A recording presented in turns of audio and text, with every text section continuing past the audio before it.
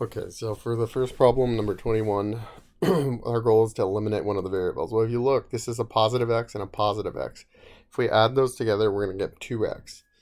This is a negative y and a positive y. If we add those together, we're going to get 0, which is what we want. So we can just add these straight away because we know that this is going to be 0y when we add it. So we have 2x plus x, which is 2x. We have negative x plus y, which is plus 0y, or minus 0y, doesn't matter, is equal to 7 plus 11. They're both positive, so it's adding.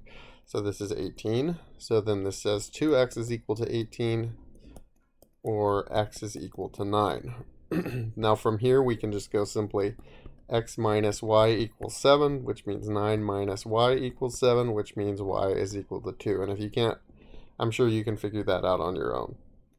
So our answer here is 9, 2. The next one's where it gets a little bit trickier. If we try the same technique where we add or subtract, if you add these together, this is 12x. If you add these together, it's 12x. If you add these together, it's 8y. So we can't do that because we will not eliminate one of the variables. So we need to find something to eliminate it. Well, this is a 2, which is a multiple of 6. So if I multiply this by negative 3, it's going to be a negative 6 now, and it's going to subtract this 6y, and it's going to give me 0. So I have 7x plus 6y is equal to 9.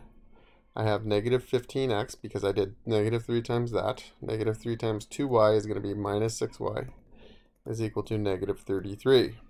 Okay, then we subtract. This, I believe, is 8x is equal to, and I think this is negative 24.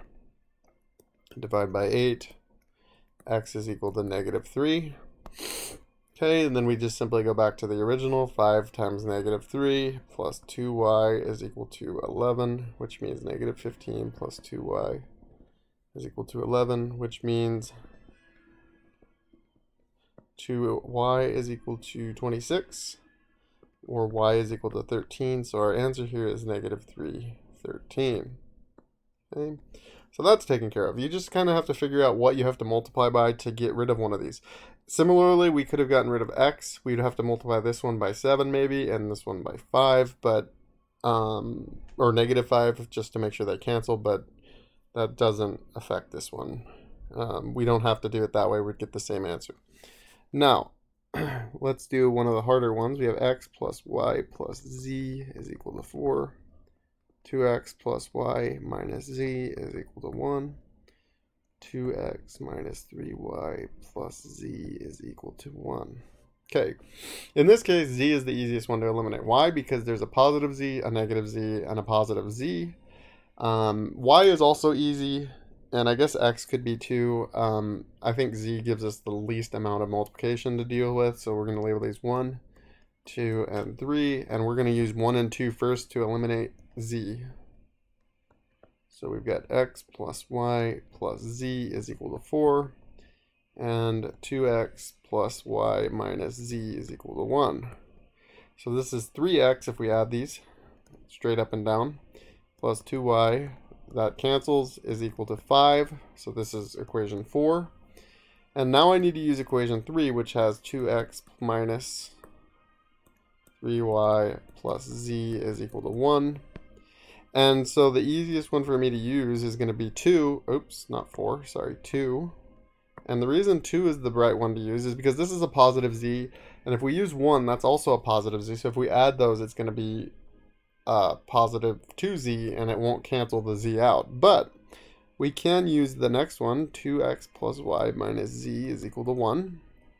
If we add these straight down, this is 4x. This is negative 3 plus 2 plus 1 is negative 2y.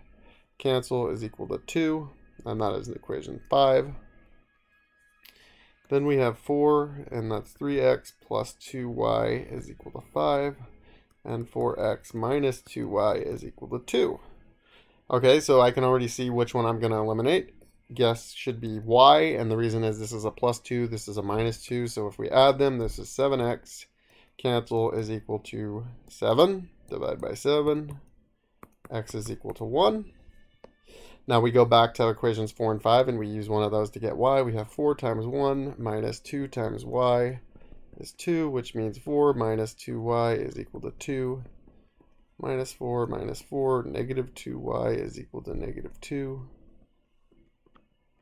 And then we have y is equal to negative 1. So we have 1, negative 1. And let's finally find out what z is. We have x plus y plus z is equal to 1. That's this equation up here. I'm sorry, is equal to 4. Erase that.